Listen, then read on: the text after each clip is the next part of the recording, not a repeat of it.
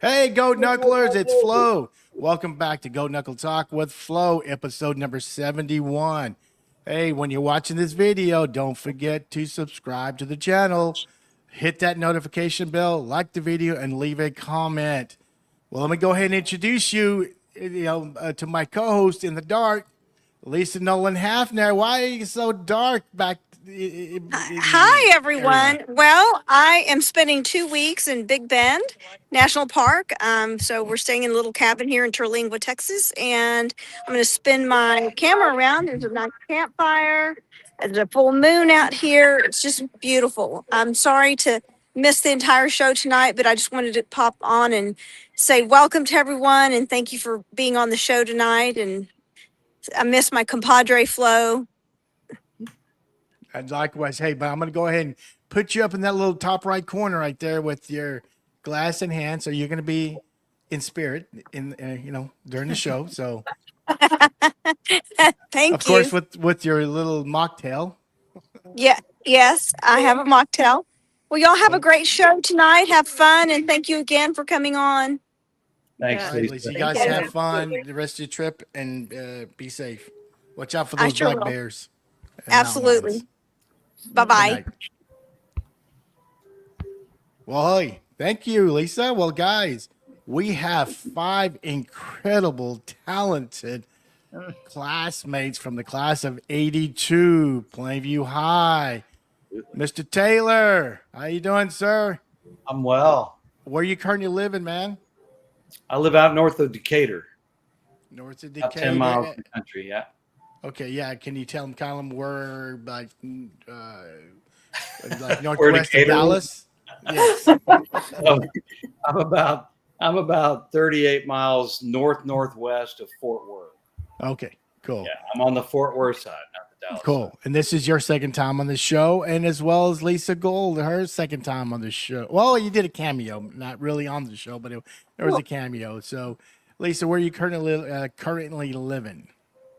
Jeff and I live in Coppell, Texas, which is on the north central part of the DFW Metroplex. We are right in you cannot get any further northwest in the corner of Dallas County than where we are. Oh, wow. Cool. Let's see. LaFonda, Norel, good evening. Where are you Hi. living?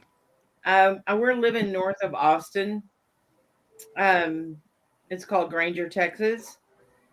And we kind of went back to West Texas. We moved out into the middle of a pasture on 12 acres. So it's still back home, at home now.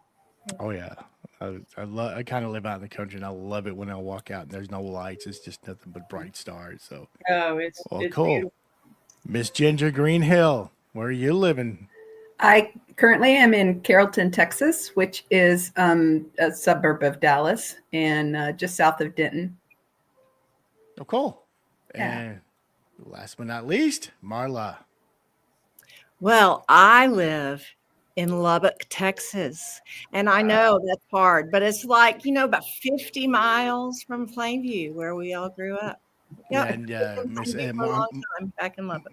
my apologies, Marla Leach. My apologies. So, and again, every one of these, all you guys were class of 82, and you guys were in the acapella during the Danny White era, correct? Yes. We were. So I want to kind of take it a little back.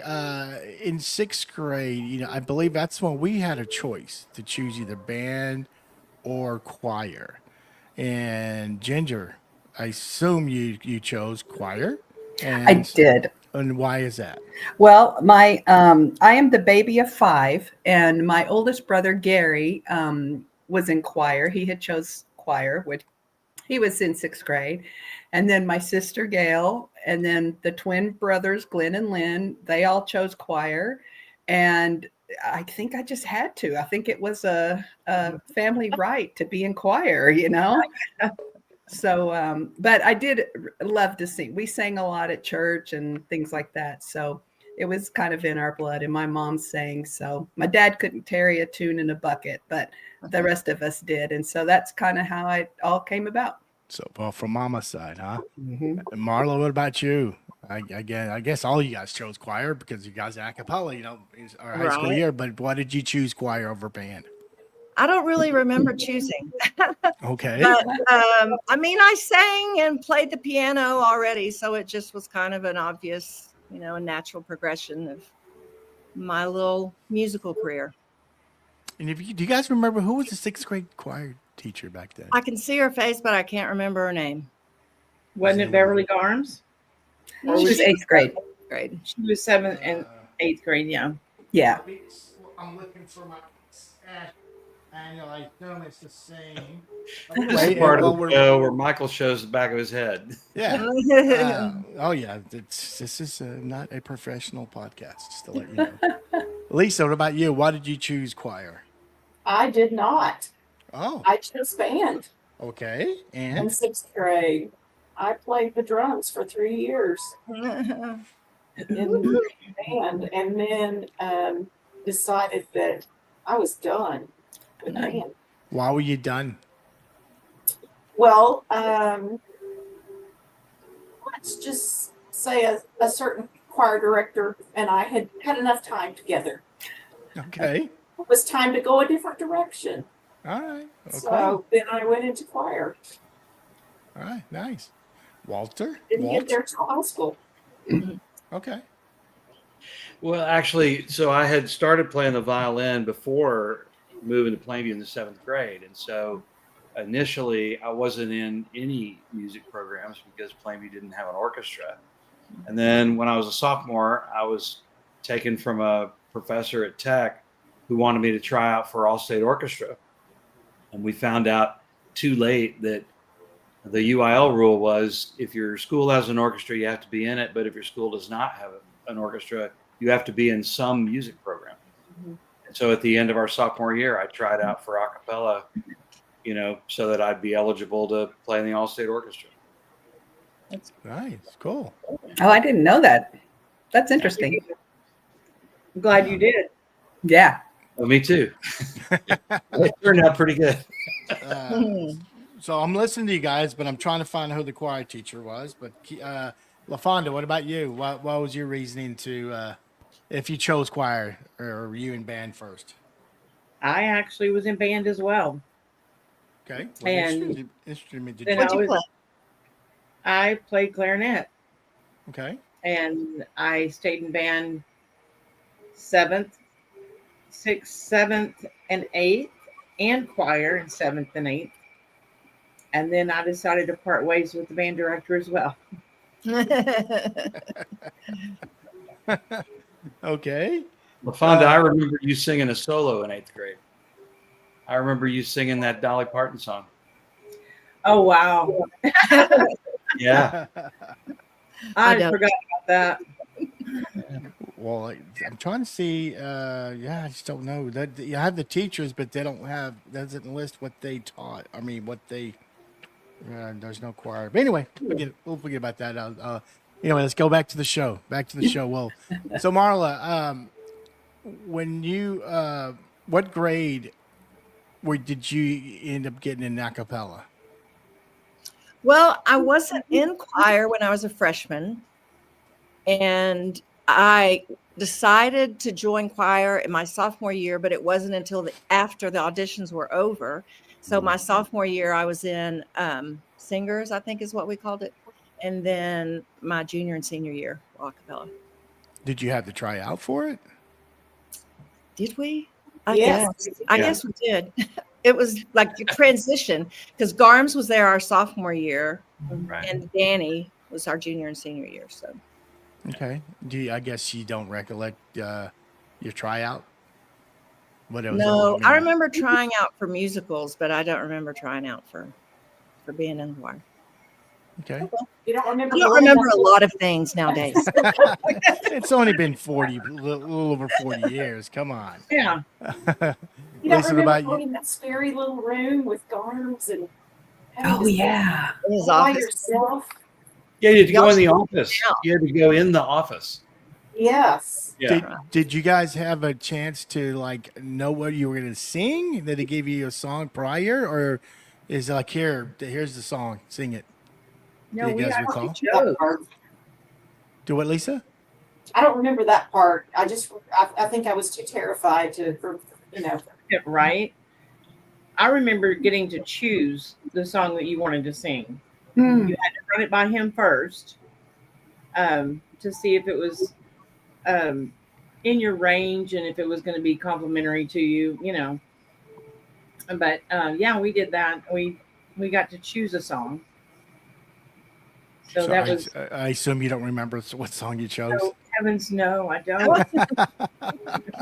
Well, I mean, I guess I don't know if you guys remember. I mean, was it more of a pop song or more like, I don't know what the No, word it was to probably use. like a hymn or Hymn, or yeah. something R&B. choral where there were parts. Yeah, so it'd be Okay. something like a hymn or something, and it wasn't for very long because he could pretty much tell if you could carry a tune or pitch or Right. something like that. So it wasn't like a, you had to stand up in front of a group of people. So that was good because I was like, oh no, I'm like, I don't know if I could do that. Walt, you're shaking your head like you remember something. Oh, well, what I remember is I didn't have anything prepared. I just went down to ask if I could audition. And he said, sure, come in here. He handed me something and said, sing this. And so I sang that. And he said, great, we'll see you in a cappella or something like that. Oh, cool. Yeah, it If was. you're a Yeah, boy I- and you can, if you're a boy and you can carry a tune, you're good. yeah, absolutely. And you can Wasn't do more. real crowded. And I think you mentioned your sophomore year, right? So That was the end of my sophomore year. Okay. Yeah. Oh, cool. So, and I don't remember when we found out that Garms was leaving. Right? I don't remember if we found that out at the end of the year or over the summer or whatever, But I mean, a lot of us kind of wondered what to expect, because Right. there was this kind of long-standing dynasty between Beverly and Steve, and really great musicals. The one I remember was Oklahoma with Lane Langford Yeah. in the lead, and I was like, it never occurred to me that I could do something like that, at the time. Let me bring something on real quick. Bear with me. So, what musical was this? I assume it was a musical. Well, if it's the Danny White era, it could only be one. Yeah, right. Yeah, that's 110 in the shade. Yep. Okay. Yeah. So on the left Oh, is no. the left is Mike, correct? Or Yeah. Craig? Yeah, that's Mike Cannon. That's my canon. Mike And Cannon. then Yeah. who's he holding? Me. Oh, I'm sorry. Is that you, I was Ginger? Snooki. No, La Fonda. LaFonda. Yeah. Oh, okay. All right. And then of course there's That's all I Mr. remember Taylor. is my name was Snooki in that musical. Yeah. And we missed our mark. I don't know how many times, however many times we did it, we missed the mark on stage at the same time.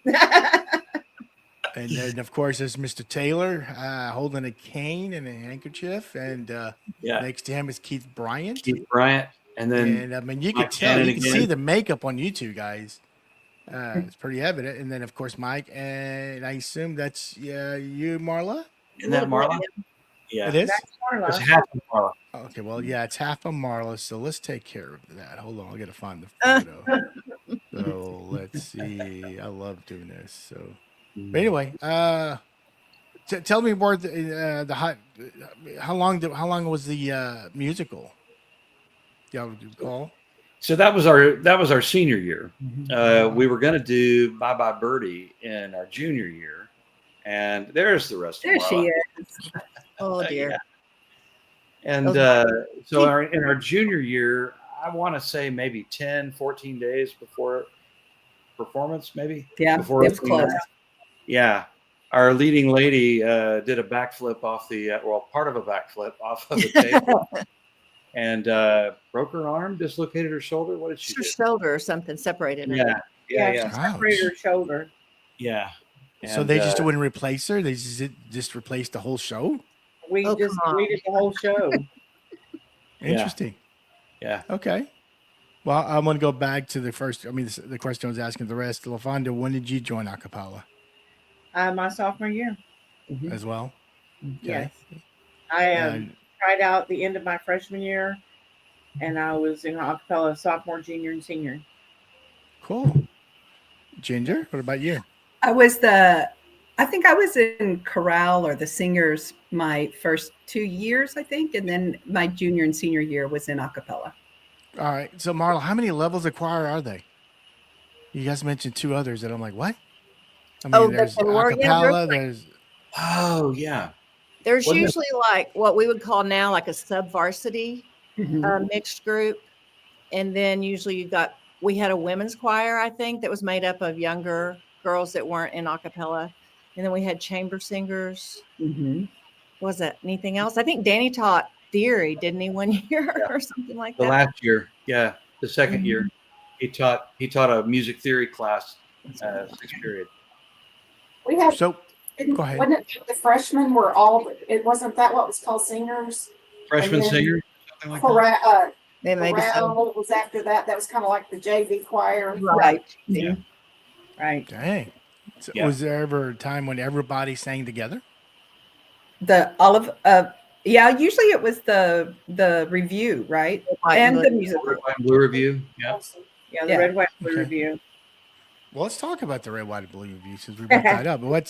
I was trying to find how long it's been around, and I saw something on the internet that this past May was the 49th year. Wow. Yeah. I'm not sure, but if that's the case, they're coming on the 50th year next year, 50 Yeah. years. Yeah, I think Yeah, that was a Steve, Alarms. yeah, it was a Steve Garms creation kind of thing. Was it? I So- believe so. and Because I I, remember my sister was in one of them. I think Mr. Warkowski, he started the very first one Could have been. because my oldest sister was in that. And what grade was she in? Or did she graduate? Gosh, now you're gonna rack my brain. She's 8 years older than us. Okay. Okay. 74. 74. Yeah. Yeah. Wow. Well, if the 50th is next year, that's going to be 75, 76. They might have taken a break during COVID or something. I don't know. Oh, they just use Zoom. You're right. They didn't I don't know. should have stopped them. So I'm What going was to ask so- something.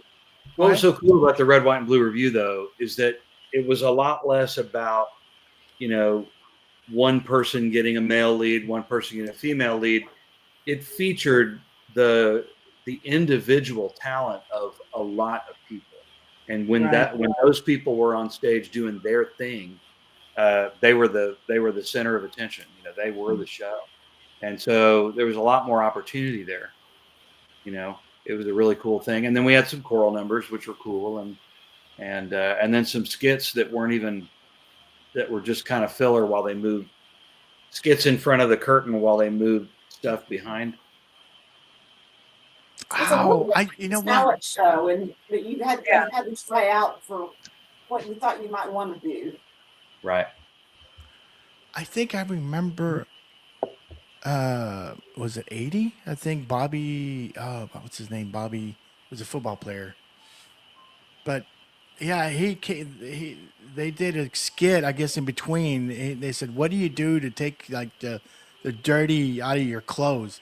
You shout at it, and he shout. I guess he was. Oh, yeah. Shouting. I remember that skit. Again, I don't remember. Bobby Reyes. That's it. Bobby Reyes. I think he was 80, 81. But, so besides being the red, white, and blue, did they have another theme? Or was that just the theme, red, white, and blue, patriotic? It Or was like a variety show. okay. Variety shows were really popular in the 70s on TV. Yes, they were. Yes. So you'd have some singing, you'd have some dancing, you'd have some acting, some skits. And yeah, it was. So, did you guys help out with the skit, like suggesting skits or write them, or was this all the choir director? Well, I'd say. Go ahead, y'all. Marla, do you remember? Oh, I was going to say, I think students had a big part of writing that. I remember us working on a dance, Shelly Heineman and Ginger, and I can't remember who else it was, but yeah, you did your own thing. You had to try out, right? And you had to choose Right. which show. Yeah. Okay. I remember And you Kim had Moore. to, yeah, Right. you had to, a lot of times it would be like a popular thing that was going on at the time, like the Shout commercial. They Right. would take a spoof. It was very kind of laugh in, Sonny and Cher, those types of, type of things where it would take a current event and kind of play on it. And so I think we had even did the theater kids join in on that too, or was it just choir? I No, don't it remember. was a lot of other people as well. You could try out. Yeah. So it was kind of open to the, fine arts people. Basically the fine arts or even the whole school at that point, Yeah. if you wanted And so to you try tried out but- with your skit. Yeah. Cool. Was any ad-libbing? Like, no? Not supposed to. But what was there? Walt? I don't remember any ad-libbing in Red, White, and Blue Review. We all had stage fright. We weren't. We were just hoping not to mess up. right. I think that one was probably a little more timed because we were having to fill in for behind the scene things. Whereas with the musicals, that's just the only program. So the program can't go on until a character comes out, like LaFonda was saying, her and Mike Cannon were having a hard time hitting their marks or whatever. You kind of had to just wing it. I think they did a good job a lot of times of just holding it, for each other. And being able to kind of ad lib a little bit till their person comes out and says the right thing at the right time. Okay. Yeah, Red, White, and Blue was a little bit more stricter. It was? Okay. I figured it'd be more loose. Okay.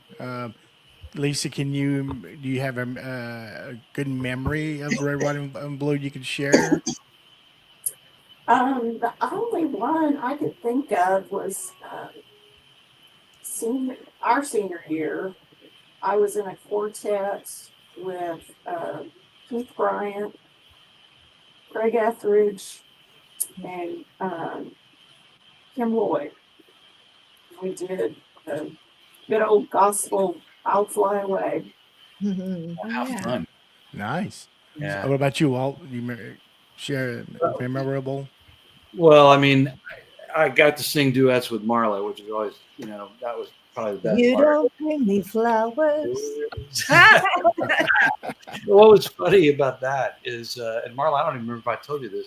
So my Sunday school teacher was pretty cool, and so when I went to Sunday school, like the Sunday morning after, she was chuckling about some lady sitting behind her that was grousing about the fact that these two high school students were singing "Now You Just Roll Over and Turn Out the Light." Oh, geez. That was pretty basic back then, y'all. That was like Maybe. 19. It's all right. Hey, they must not have gone to the musical. Yeah, you guys would have been cool as Donnie and Donnie Marie. Sonny and Cher, maybe. I don't know. Sure, yeah, we could have done that. We also sang that Air Supply song. Oh wow! In our senior year, we sang that Air Supply song. I can't remember which one. I don't know. Yeah, That's the other one stuck in my mind. yeah, but the "You Don't Bring Me Flowers" definitely. I remember us as a choir because I remember the lighting was really, soft and everything, and we did that. A chair is just a chair, the one before Luther Vandross even put it out. Right. And we were all in it harmonized because there was, the choir did that one and it turned out really good. Yeah. And I was like, oh, this is really cool. We're going to be famous. I'm like, no. Yeah. It took me another 20 years to remember or to realize that the hook on that as time goes by is the Warner Brothers theme. So when you see, because it's from, it sure is. Yeah. So whenever you see a Warner Brothers movie, that's the intro. Listen. Dun, dun, dun, dun. Well, you would be the musician that would figure that one out. I'm like going, oh. No, somebody had to tell me. A fun fact. Nice little fun fact. Yeah, but I love that song. It's Cool. It's a great song. LaFonda, what about you? Is there anything cool you can remember from that review? My senior year, I sang "You'll Never Walk Alone." Oh yeah. And I just remember Danny down in the orchestra pit the whole time going slowly, down. Okay. I was like, I'm so gonna blow this. Anyway, all right, I just remember singing You'll Never Walk Alone. Mhm. It was Okay. great. And I was glad when it was over. What about? I'll just take two more stories about the red, white, and blue review. Any screw ups that you guys can remember? You don't have to say their names, but that's very. I mean, that you guys noticed it was a screw up, but we probably didn't watching it because you guys did that during the school day. I mean, during the day, correct? Uh-uh. No, it was it No. No. Well, we would have been backstage. I mean, we didn't hear everybody's performances. Okay. Right. right. And so what we would have done during the day is there would have been a school assembly. We would have performed little pieces of the show as a way to get everybody to come to the show. But yeah, the show would have been at night. All the rehearsals and the show would have been at night. So when it came to the props, did you guys have to do it, or did they get other students? I assume you guys. If I remember, there were props, correct? Oh yeah. It was probably a backdrop. Yeah, backdrops or Yeah. boxes or something stage. We had some worthy. platforms. We leveled. We Yeah, did. we did. I didn't think- ever build anything. I bet either the theater department did it or there were stock platforms that we just used. I think it just was the theater school. everybody building and painting them and doing all the Yeah. things to get ready. I think the Cool. drama kids got thespian points for doing it, Probably. for being in the thespian society. Yes. That's nice. Yeah, I think they did it for us. And were you guys in thespian too, Marla? Were you? No. Was In that? thespian? Were you a thespian as well? Yeah, I have done some of that in the last, She's I'm done talking a about in lot. high And she's school. In good high at school. it too. Talking about in high school. Oh, high school. Did high you do school, that I as was well? never in theater, no. Okay. Just Okay. acting in the musicals, that's all. Okay. Well, okay. We talked a little about the trial with Mr. Garms. What? I'll start with LaFonda. What vocal part did you sing it? And was that something that you felt comfortable with, or is this something either Mr. White or Mr. Garm says, no, you're gonna be a tenor. No, you're gonna be a soprano. How did that work when you guys got your vocal part? It was just pretty much a natural soprano. I mean, and then he decided that I was going to be a first soprano. So it was just where my voice was in that part of my life, which is And he not said, is that Garms? Garms and then Danny as well. Okay. All right. But it's definitely not there anymore. It's More of a lower. bass. So, before you explain me the parts. Bass being the lowest, correct? Yeah, bass is the And then lowest, and and then the what's tenor's the next? highest. Yeah. Okay. Baritone, tenor, alto, soprano, first soprano. Wow, 5 or 6 parts, huh? That's a pretty Yeah. good range. Yeah. And what was yours, Mr. Taylor? I was baritone. Okay. Yeah, and I had always sung either bass or tenor in like youth choirs and stuff with church. But when Danny came in, he said, "You are a baritone." Did he tell you never why? It's just where my range was, and thankfully it still is.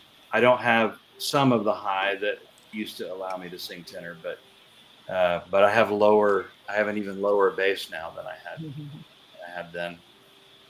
That comes with age. Yeah, I know. Lisa, what about you? I was first soprano. Okay. Was being the operative word. And then, but was it your choice or? That's just where my range was back in the day. And you're comfortable with that, I assume. I was then. Then, Mhm. see, any of you guys can carry a tune now besides Walt and Marla? I sing with my church. Okay. I'm alto. Okay. Okay. I initially tried out thinking I would be soprano, and he goes, I think you'd be a better alto. And I'm like, okay. I was like, whatever, as long as I'm singing. Cool. All right, Marla, what about you? I'm thinking I sang soprano, but I think maybe if there were second or mezzo lines, I probably sang that. Maybe. I mean, it was a long time ago, and now I'd prefer to sing mezzo or alto, but I can still sing up there, but it's just not as fun. And so when people figure out you can actually read music or you can hold a harmony, then that's kind of where you get stuck as well. So it doesn't matter. It's all fun. Absolutely. Okay. So, when you guys, before you start singing, I guess, for a performance, what was your, what's the word I'm looking for? Did you have any superstitions or Marla stepped back, so I'll ask you first. Did you do something that day? Did you eat the same meal? I mean, just like, athletes. Did you guys have anything like that? I didn't. Didn't Just even think. No. nothing from anyone, huh? No, like, and I did all the stuff they said you're not supposed to do. Like, I would drink milk Mm-hmm. before because I liked milk, right? And I remember a guy, not in our choir, it was from another city in a different event, saying, you shouldn't drink milk before you sing. You're not gonna be able to sing. And I'm just like, what are you talking? So, What's the reason? What's the reason? Because it made you full or what? coat your throat. It coats your throat. I So do that's remember just- drinking hot Dr. Pepper with lemon in it to form the vocal cords and to, get rid of any mucus or a cough or whatever. I remember doing that. What was that again? What would you drink? What were you drinking? I would heat up Dr. Pepper and put lemon in it. Oh, wow. Wow. I didn't hear the Dr. Pepper part. That just kind of stripped everything off your vocal cords, And then some. and then some.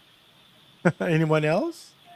I think they would tell us. I mean, I think there was always kind of an understanding, like if you're going to a sporting event or something like that, don't scream your lungs out, Yeah. those types of things, because, they didn't want you to be hoarse, those types of things. But it wasn't, we weren't prima donnas or anything like that. Like, I must have a wrap around my neck or anything, I mean, but what do they say about rock and roll people that scream like night after night and they still have vocals? But I mean, now like Steve Tyler, I mean, he's messed, his throat's messed up. But I mean, back then, Yeah. Okay, well, we were singing Italian arias. We weren't singing, AC/DC songs. We were singing a little more refined. You sure you weren't singing any Hell's Bells in the background where we couldn't hear y'all? In our No? cars, probably, but not. Probably. Yeah. So okay. And then we'd also, we try not to oversing. We'd be encouraged not to oversing during rehearsals. To save it. Save what we have in the performance.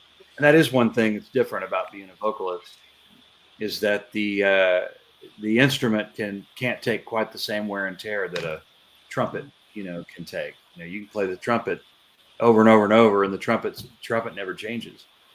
But your voice, you gotta keep it fresh. Well, this question is directed to you, Walt. But before I ask you the question, I was listening to Kenny Chesney. He was in Howard this morning, and yeah, one of the things he mentioned that he learned how to use his voice, meaning that at the beginning of his career, he was like yelling into the mic, and finally years later, the guy says, "Man, you don't have to yell in the mic. The mic is an equipment that you don't have to do that."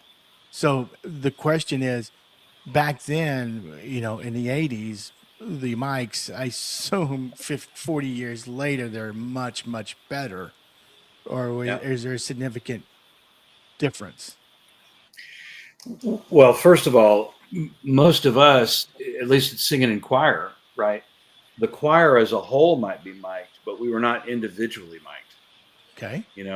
And so, and then when we were learning how to do stage stuff, we didn't have, like headset mics with a little mic that comes around next to your mouth. I mean, we had to learn how to project to the back wall, or the back row. Yeah. Wow. Okay. So there's no like Diaphragm. solos, anything like that. What, LaFonda? We were taught to use that diaphragm. Yeah.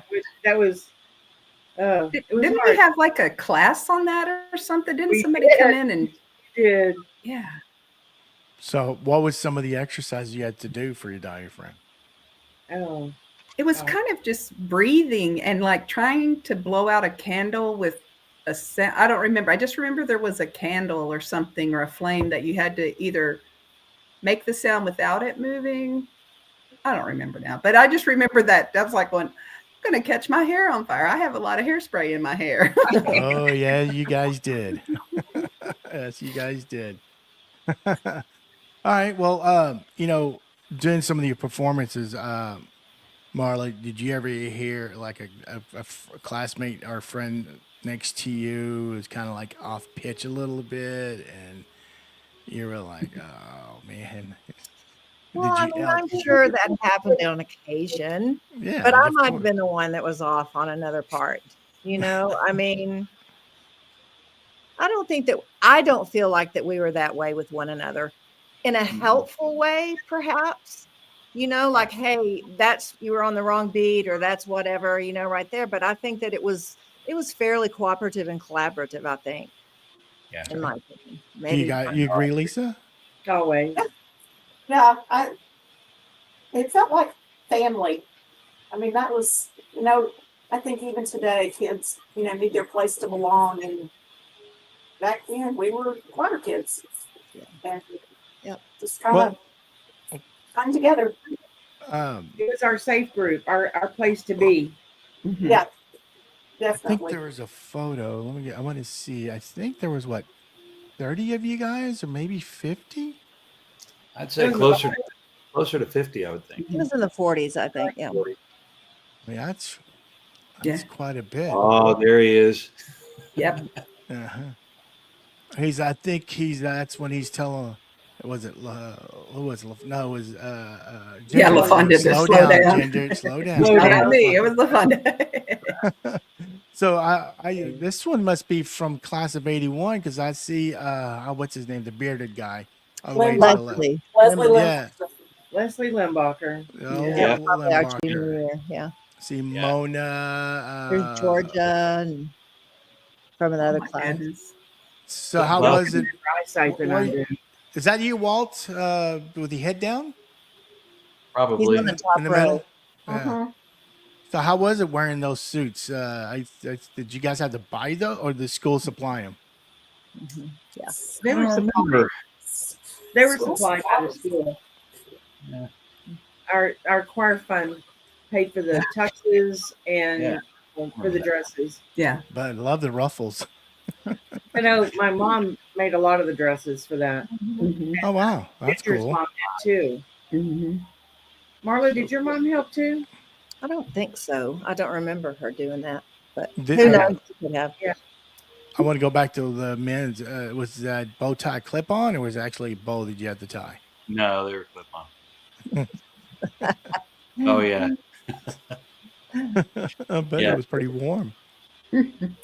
Yeah. If you lock your knees on that back riser, be careful. You're a goner. Yeah. You're going to pass out. Yeah. Y'all Anyone? remember after we went to Arizona and everybody had gotten so sunburned? Oh, And when we came back and we were in full dress, like that concert dress, having to sing. Yes. I'll never Yes. forget Connie Murray being so burned, blisters on her back. Oh. yeah. Ooh. She looked like a lobster. Well, there's no beaches there. I assume you guys at the hotel pool. Yeah, we went Sure. to Big Sur. Big Sur. Okay. It was a water park. Do y'all remember all of us girls getting our hair cornrowed on that bus? No, I do not. Yes. I remember that. I got my hair cornrowed because that's Who back did when the cornrows? and the other girls cornrowed my hair, and we went to Big Sur. My scalp was so burnt, Oh gosh. and then we had to take that out, and I just wanted to cry. It hurt so bad.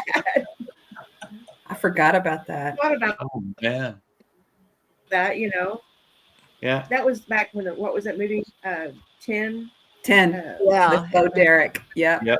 Oh everybody yeah. was- Oh yeah. That's right. I was too young to watch that movie, but oh yeah. Yeah. How funny. So that was our junior year. That was the first Danny White year. And then Yep. the next year we went to Atlanta. Atlanta. Yeah. Oh, Atlanta. That's probably one of my coolest memories Why about is that? Being in the Capitol. we got pulled over on the bus Yes. because I think he went down a wrong way street or something, and we sang him out of a ticket. Yeah. Y'all remember? Yep. That's You right. Yeah, you better mind to the fifth of they. That was fun. But the most memorable for me on that one was when we went into that extremely old church that was absolutely gorgeous, and it was a sightseeing place because it was one of the first oldest churches in that area, Mhm. and we were all dressed for our competition, and we all went in there and we stood in the rotunda and we sang "The Lord Bless You and Keep You," and it was, you could have heard a pin drop. Mhm. And when we got through and we looked up, all of the priests and all of the nuns had came out, and they were all around the sides, and people had came off the streets and came in to listen. And when we looked up and opened our eyes, we were like, oh wow. And then they were asking us what college we were from, and we told them we were high school from Texas, and they were like, no way. But that was, I will never forget all the nuns and the priests coming out and standing around the edges and listening. I always ask, we didn't have cell phones back then, but if you did, what was a moment you would wish you'd had one? I guess that's Right. yours right there, LaFonda. That would have been cool if somebody would capture that. Yeah. It really would have been nice. It would have been Yeah. cool. Well, little birdie told me either the junior or senior year, there was a couple of guys or three guys that snuck off somewhere and had an adult beverage or one or two beverages. Yeah, there's a couple of us in Must Atlanta be Walt's story. in the Omni. Yeah. The Uh, Omni. We snuck in at the Omni, we snuck into the Chelsea Street pub and had a beer. And I did we not were know that. we were seen by the mother of someone on this broadcast. Wouldn't have been mine. Was Yeah. it mine? It shouldn't have been. LaFonda, I think it was your mom. It may have Your been my mom? mom. Yeah, I think My your mom was mother on that. was Your mom was at Chelsea pub drinking too? No, she just Yeah. saw I'm us. kidding. Because I'm kidding. remember, in a mall, you can all the Yeah.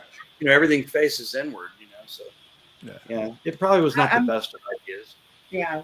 My mother had eagle eyes. She could see everything that happened.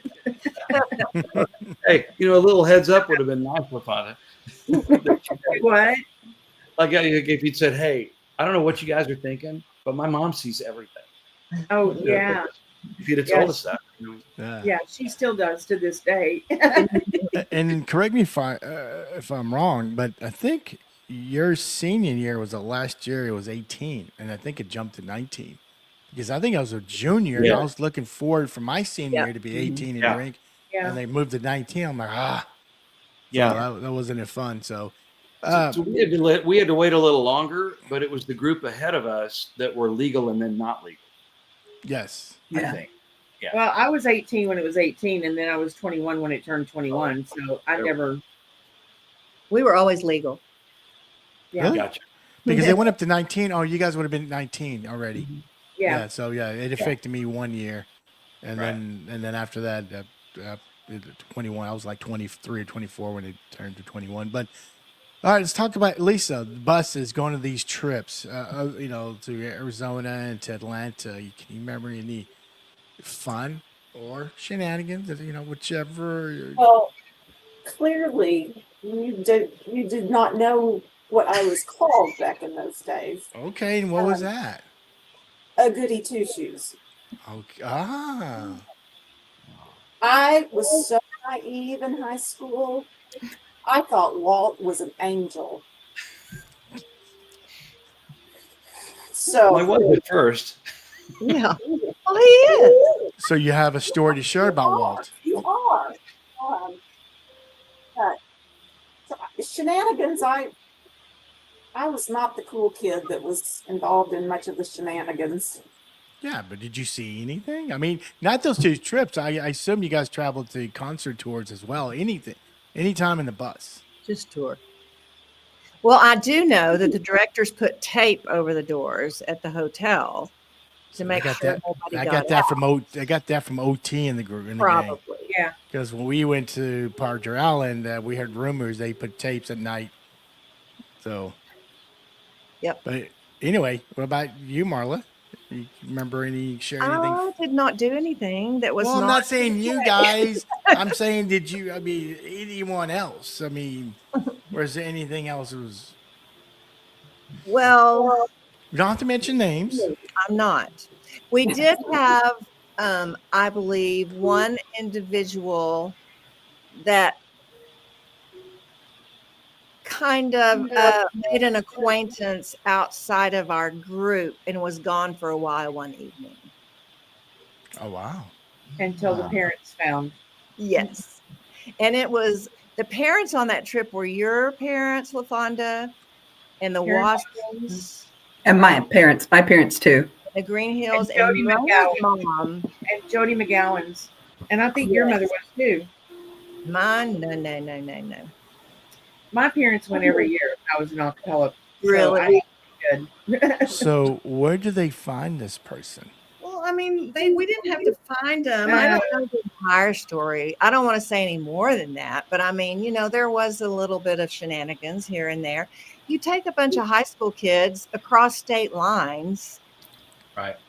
I mean, Yeah. things are probably, and being still an educator, things happen. I think probably things happen less now than they did back then. Because of the That's phones, the right. cameras. I mean, Yes, there's lots of things that have changed since we were there. I mean, God, we went to the donut shop during Chamber Singers. Yes, we did. I mean, and I don't think that would happen now unless Right. you had to sign out. You wouldn't just walk off campus. No, same. We did the same thing during music theory. We went to Mr. Berger, Yeah. made a run to Mr. Berger, took orders. Yeah. We'd call from acapella and put in our lunch order, and then so that it would already be ready by the time, because we would have choir right before lunch. Yeah. And so then Yeah. once we'd use the choir phone to call it in, because we didn't have cell phones, obviously. Right. So we'd use the choir phone, call in at Field House or whatever, and we'd go pick it up, have our lunch. it's pretty smart. It's cool. Well, since you're talking, what about you? Did you see or hear any other fun, cool? One thing we did, and I can't remember if this was the Atlanta trip or not, but I know that we were staying at a hotel somewhere, and there was like a drive-in movie theater not I far. was in Tempe. I was Okay. in Tempe. Yeah. And Mona's mom walked us over. She was the sponsor for those that wanted to go to the movie. And so we walked, and they wouldn't let us walk in. So she convinced this person, this man, I believe, to drive the car. And we walked behind the car into the drive-in movie theater, and we sat in there and watched a We all movie. had to have a hand on the car. Yeah, we had to be Everybody close had to the car. Yeah. That's funny. And Uh-oh. did we lose him?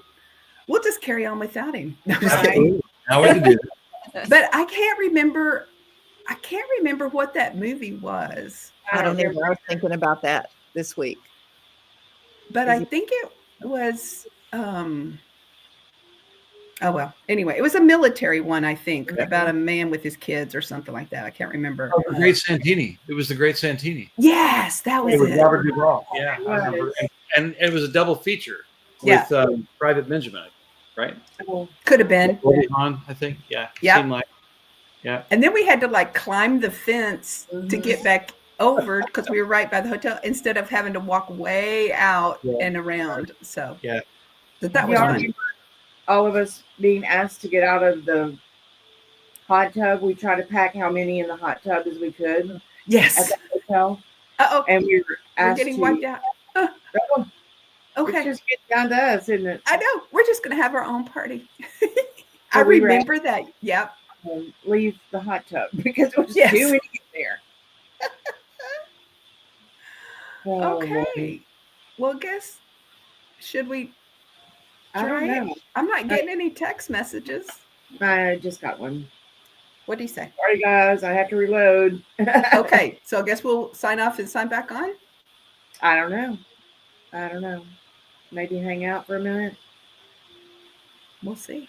I don't know if anybody else is on here with us. I don't know. Now, your mom and dad, though, they were like the president of the choir parents, weren't they? Didn't we have like parents? Yeah. I mean, there was a choir parents association. Yeah. Yeah. And I think your mom and dad were like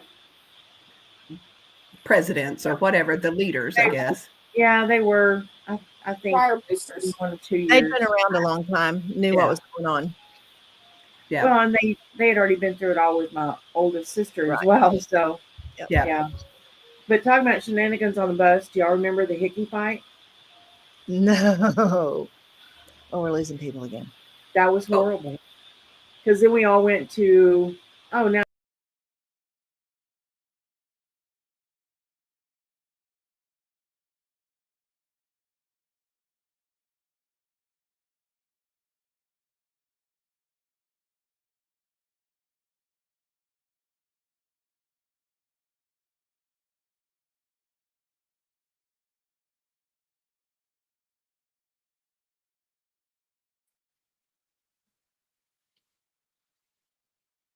Well, hey there.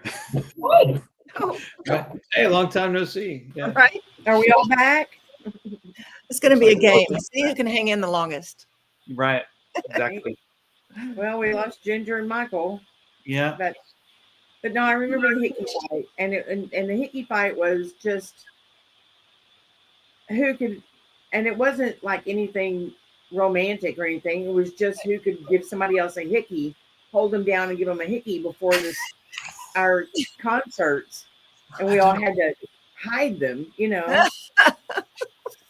I'm glad I didn't partake. Wow. I do have no remember that. Now recollection. that you mentioned that, I do remember that. And I remember thinking, oh, word, I hope nobody grabs me. right. That would have been too much for me. I fought like crazy, and I screamed, and my mother was screaming at me, "Stop it!" Anyway, but they put a stop to that pretty quickly. Sure. Yes.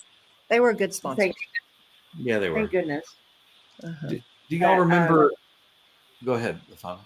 No, go ahead. I was just gonna say, do y'all remember initiation? Yes. Like Oh, they gosh, come and yeah. get you out of bed in the middle of the night and keep you up all night, and I don't remember everything that happened, but yeah. And then you get your A, right? Mhm. And you got to wear that every day. And if you get caught without it, you're in trouble.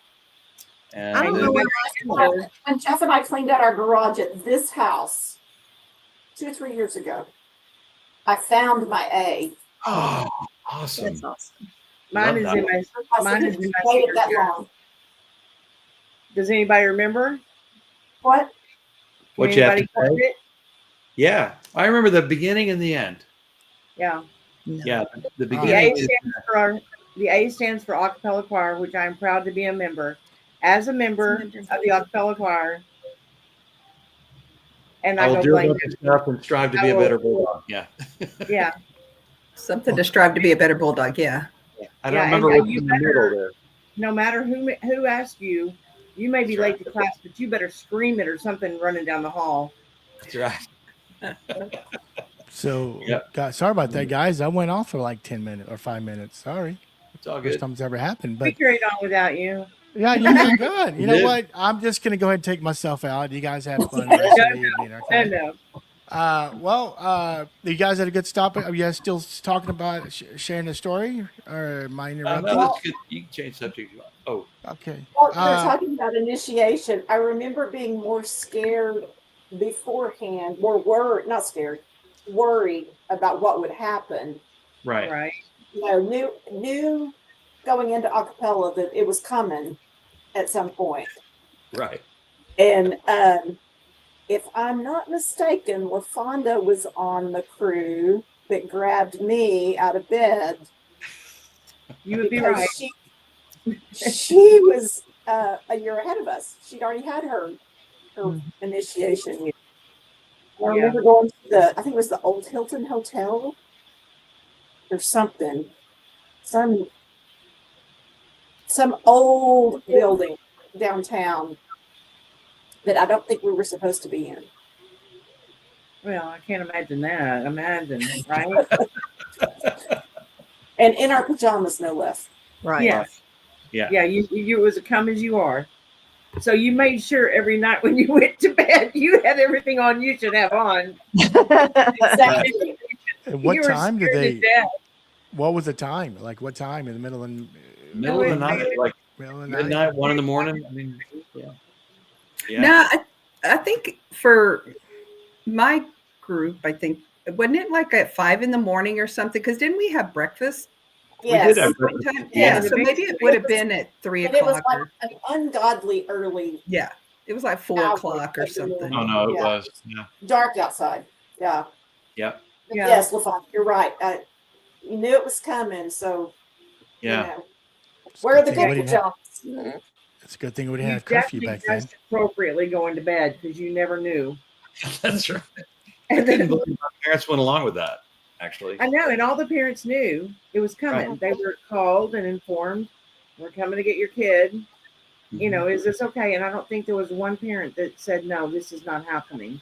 You know, I remember Lisa putting y'all in grocery carts in front of Piggly Wiggly, and y'all had to push each other around in grocery carts and all the things. I don't know what all we did, and I know Well, there let me was. just say there wasn't anything that happened, at least not for us, that I mean, my imagination was what I had imagined happening was way worse than anything that actually did Oh happen. yeah, Right. It was good, clean fun, but yeah. No, there was nothing that was inappropriate. So no photos. It was fun though. There were some photos, I'm sure, Oh, thank but gosh, usually it was no. like a group. I think it was like a group photo kind of thing in your pajamas or something like that. It wasn't anything, like. Marla, do you have it? I have a few Nice. around, yes, that I've seen. I could pull off some blackmailing probably here and there. Just kidding. Because I remember more of when we initiated people than I do when I was initiated. Right. Yeah. And Share we ended one. up at Smokies, I think barbecue. Yeah. yeah, And I think there were raw eggs involved at one point. I mean, we made a mess of some things, that's for sure. And a Oof. future Miss Texas probably was in that initiation group, bless her, and everybody else, There was a picture of Paul Thompson that I sent you. That was from initiation. Oh, okay. All right. And hold on. I don't know if I sent you anything else or not. Yeah, he also sent a girl. Image file. Let me find it. Here it is. Lana. Okay. Lena Hogan. Oh, and Yeah. And who's that in the sweatpants? Sweat. Tanya? It looks like Tanya. Yeah. Yeah. Yeah. So, Oh my gosh. Walt, were you? This happened to you as well? It did. I don't remember much about it, except I remember breakfast, but I don't remember the rest. Okay. Well, guys, let's let me jump into a new question. Hold on, let me remove this. The show is named after Danny White. So it's just his reign, his era. So, I'm going to ask you guys individually your experience with Mr. White. But before I do that, though, I'm going to do this for his honor. Sorry, guys. I just bought this nice little bourbon. Mhm. So, yes, 7-year-old bourbon. I don't drink much on the shows, but I will. I'm going to, and there's a reason why. Because what would be really cool, and I'm gonna go ahead and cuss. It would be cool as fuck if Mr. White was on the show. What?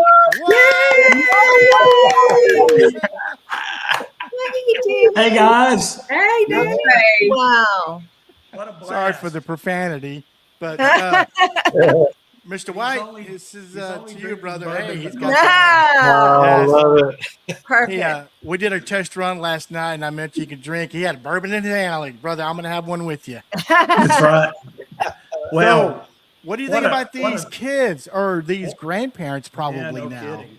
What a treat to see all of you guys. You too. Oh, it's good to see you. Walt tracked me down, I guess, 3 or 4 or 5 days ago or something That's like awesome. that. And said, hey, would you do this? I said, well, what a pleasure. Yeah. I never dreamed you'd be on here. That's awesome. Me either. Well, Me either. we thought it would be a great surprise. It That is a surprise. It's a great surprise. It's good to see you. Thanks for again. Oh, Walt. it's Thank you, great to Walt. see all of you guys. And I've been listening to your comments and funny. it brought back a lot of memories. I don't think we told on ourselves, did we? Too much? No. All that was, I Goodness. think all that was pretty lame. Yeah. Yeah, we Well- kept it pretty PG. We can't tell the rest of it. Yeah. When you guys make these trips in these buses, was there only one bus? I assume. Yes. Yeah, it's one big one. One big Not one. like Yeah. band where we had 4 or 5 Greyhounds. No. Yeah, No, no, we yeah. usually took a big, like 66 passenger one. It was a big All one. right. Well, Yeah, but you know, I then got there to was- ask. Go ahead. Then there was a van that some of the parents drove behind. You know, just Yeah, we always took a separate An vehicle extra in case we vehicle. had So somebody that was the get party sick or van something there. like That was the yeah. party van. That's Yeah. had fun. So, what about you? Do you remember any fun stories during these tour trips, Mr. White? Do you remember anything that you like? These kids like, I'm gonna get away with this, but like, no, I know what you're doing Oh. back there. No, we did take the door shut. Marla, somebody had mentioned that, but that was the easiest way for the sponsors to keep up with them. And we told everybody we were going to do it so that they wouldn't try to come out. Right. Yeah. Probably one of the memories that I still have, and I bet you guys will remember this, in Atlanta, we won best in class at that Six Flags performance that year. And competing against a bunch of choirs. But do you guys remember how small that stage was that we performed on? You probably don't. That's been a long time ago. And It the was. only reason that I remember it was that I was standing in the nook of the grand piano. It was so small. And the risers were right in front of me. So there was like maybe 3 or 4 feet. And Right. I was conducting something, and it was a great big moment. And I did a great big conducting gesture and hit the stick on the lid of the piano, and it came smashing down. Oh, yes. Do you remember that? I do now. I must Now have I blocked do. that out. Wait, who was playing was the piano being played? I don't know who was playing. Do you guys remember who was playing? Somebody in the choir was playing, but I don't remember who. Mm-mm. I don't remember. We're We accompanied. sang a lot of Or acapella it songs. could have been an a cappella piece, and the Yeah. word was just dropped out. Yeah. I don't remember. Yeah. That's funny. But yes, Yeah, I just weird to do remember the stage was just wee, teeny tiny. I What guess show you you- didn't freak out. You kept going, huh? Now we skip. You gotta go. Keep going. That is one thing that I want to tell Mr. White or Danny. Now I'm old. Now I can Oh, call yeah. you Danny. Heavens. Is that, I know this was like your first, year or two with us, especially, I but was young and naive.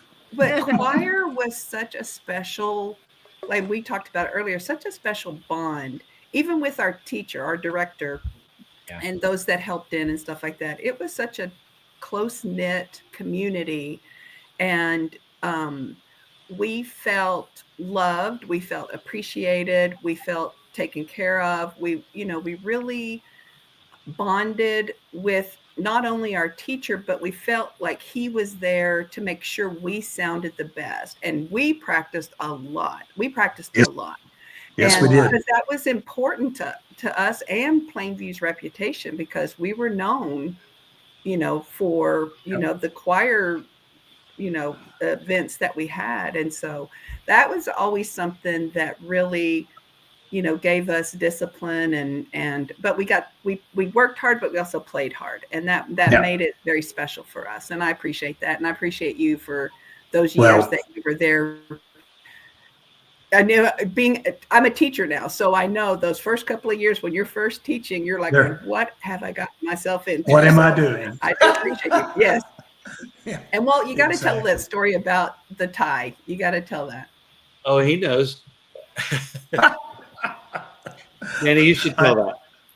I don't know that I remember. You better tell. You better Oh, tell, because so- I'm not sure. I So do. he wore a tie every day. Oh, yes. I Cool, had to wear right? a tie. Yes, I looked like every student in the building. He did. Every student in the building. Yeah, otherwise And you I get would, asked for a hall pass. if I didn't wear a tie, I would get asked for a hall Yep. pass by other teachers. It's so funny. Yeah, yeah, exactly. So where did you move from? The teach in Plainview. I had finished my master's degree at Eastern New Mexico and came That's right after Steve. Yeah. So you moved to a bigger town. Well, a little bit, yeah, but yeah, a little bit. But not to put a bummer on this, but I told Walt the other day, did you guys know that Steve passed away? Yeah. Yeah. Oh, I figured most of you probably had heard through the grapevine. Yeah. well, I got to bring this photo back up. At least you Oh had my God. At least you had the Look. 80s haircut. I assume it's He part down does. the middle, Yes, right? that's the 80s haircut thing right there. Yes, you did. So who you got to be eyeballing someone. Look, okay? look I have at no idea. I know, right? look at But I Michael thought it was Peter's funny. hair. Was it LaFonda that was saying, slow down, slow down, Yes. slow Yes. down? Look at Mike Cannon's hair and look at Danny's hair. It's the same. Same barber. Yeah, we had the same barber. But Perfect feathering them both. yeah, Michael, you'd be surprised how much sort of Oh, yeah. silent verbal stuff comes from Oh. the pit to the stage Here we go again. during those performances. I mean, nobody can hear you, but it's sort of like, okay. And you played bass during Red, White, and Blue Review in the musical, Bass and right? guitar, yeah, during a lot of it, you bet. Yeah. Yep. Cool. As a matter of fact, it's kind of interesting. You guys might even remember, I don't know, but my first Red, White, and Review was I played guitar for it when Steve Garms was there, and I was the student teacher. Yeah. I remember you being the student teacher. Yeah. Because I was Yes. in Oh, choral. Yeah, And I did my choral student teaching there and played guitar for that show. Mhm. nice. Do y'all remember though when we would graduate, we had like baccalaureate, and that always made me feel special because we would be in our gowns and cap and gowns, and then we would sing with the choir, and Oh, that yes. always made it Yeah. feel Mhm. special. And then when it was our time to walk across the stage, we would come down and do our thing, and I always thought that was so neat. I don't know if they still do it or not, but I always thought No, that no. was so special. Yeah, Definitely a that's special pretty moment. Yeah. You Yeah, bet. because choir was such a part of our lives. Mm-hmm. And Agreed. how long did you continue to teach there, Danny? At just At Plainview. teaching or Yeah, or- well, the choir. Well, I did, I was there for 2 years and then I went to Roswell okay. High School from there for 3 years. Then I moved back to Plainview and was the director of choirs at Wayland Ah, or okay. from 85 to 92.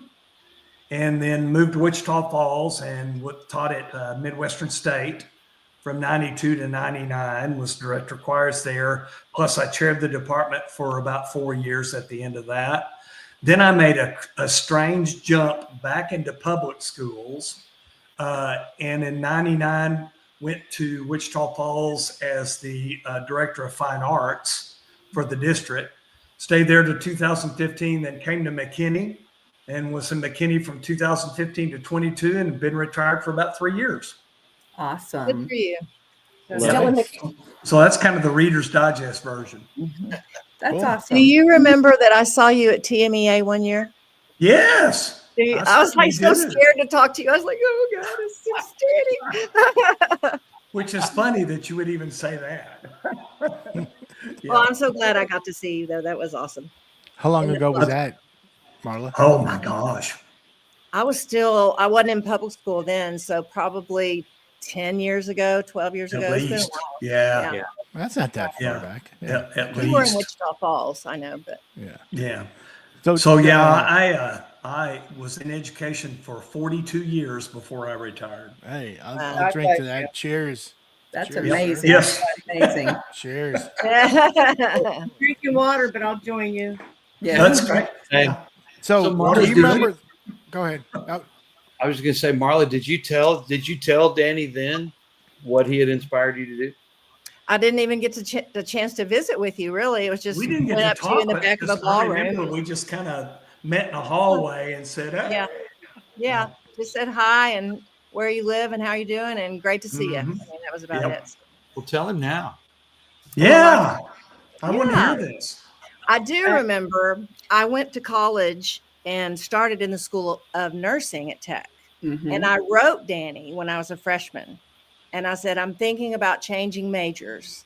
I remember that. Do you think that I could do it? Heavens. And I I think don't that's exactly remember. what I said. and I don't remember everything you said, but I was like, it just that it takes hard work and that you encouraged me. And it just meant a lot to me. And I have thought of you often. Because this is 25 years I've been in education and I've taught everybody from pre-K to seniors. And I can remember trying to direct a high school choir and getting frustrated, right? Not throwing anything at them, maybe wanting to, but I can remember like crying. I mean, being moved to I just wanted so much for them to be successful. And I couldn't convey and get from them what I needed. And I remembered you doing the same thing in front It's of quite a us. bit different when you're on that side of the podium. Yes, isn't it is. Yes, it is. So I thought about God, what did we do to that poor man? Oh, those were great years. I tell you what, you guys were so responsive to some new wet behind the ears kid that hadn't taught one day in his life. And and Marla, you know this, nothing prepares you for teaching until you do it. Right. I mean, absolutely nothing. I don't care how much college training you get and how many education courses you go through, until you absolutely get behind it and start doing it, you just don't have a clue. Nope. So it usually I takes remember you a that good, that usually first week takes I you a taught good 2 or little 3 kids. years to kind of figure it out, Absolutely. Yeah. Yeah. I You remember figured when I out to first started get out of Plainview. But go ahead, Lisa. I'm sorry. Go ahead. when I first started teaching, thinking those college courses did nothing for this man. You're right, Lisa. This situation is not at all what they told me it would be. As a matter of fact, it's kind of funny because during my all of my college teaching days, I taught a choral methods class to all the educations, choral educators or that want to be choral educators. And I really made it the bare bones. This is all the stuff that no one's ever going to teach you, about what you need to do about teaching, like things like fundraising. Yes, you have to fundraise, things like that. So it's like, I tried to make it because of my own experience, I try to make it as much nuts and bolts of here are the things you're never going to learn, Well, Yeah. talking about fundraising, what can you remember a fundraiser y'all did? Oh my yeah. gosh. The Jordan best almonds fundraiser and is- the chocolate bars. Yes. And we but I was these going to guys say were- zip fertilizer. Hold on. These Time guys out. will remember LaFonda. the I'm sorry. fertilizer fundraiser was the that's best money maker that anybody has ever done in our world. Remember that? There was an Occidental plant right outside of Plainview, not too far, and they would sell us the fertilizer for cost. And then on one set, these guys would go out and take orders for fertilizer. Mhm. And then on 1 or 2 Saturdays, we would distribute the thing, and we would make $20,000 or $30,000 of profit in a couple of Saturdays. Wow. Yeah. Damn. No, it was. I still look at that and go, best fundraiser ever. Zip. Were Elevator. these like Yeah, the large? fertilizer, Were these the that's large it. bags? Were they the Zip. large bags? Yeah, large Like bags of zip 10 fertilizer. pounds or Yeah, and it had And like we a had 30, after doing 40, it for 10 or for something. You had to do it. yeah, but after doing it for years, these guys had clients built up that had bought it the year before and the year before and the year before, and that was something Steve started, I think. I mean, because it was going on a long time before I ever came. Oh, wow. did you Yeah. know in today's money, 20,000, today's money, $71,000. Close to Wow. a little over Yeah. 71K. Well, Did you in know a couple of weekends, we would make a lot of profit. These guys didn't know how much profit. We never shared that, but we just it was a quite a deal for just a couple of Saturdays of work. But the plant was great. They would sell us the fertilizer for just cost. That's cool. LaFonda, what were you saying earlier? We sold magazines, Yes, the magazine subscriptions as well. chocolate And- bars. Chocolate bars. And yeah, we did anything and everything to make money. We did World's car finest wash. chocolate. Dang. Maybe I should rephrase it. My mom sold a lot of chocolate Yes. bars at her Yeah. work. I would imagine most moms did. Yeah. Mr. White, I want to ask, can you go back 40 plus years, your first Oh, boy. day of teaching, and it's Plainview, Texas? What were your, how do you remember your first day at school? Golly. Or say first week No. or first month? Not really, but I'm sure I was petrified. I would have had to be, but I wouldn't. I guarantee you, I never let it show. That was just me. I wouldn't. It's kind of like, but I'm sure I was like the blind leading the less blind. Well, the good thing is we never knew that. Well, that was the hope. Did you talk much with OT? I was talking to somebody the other day, and I can't remember who it was.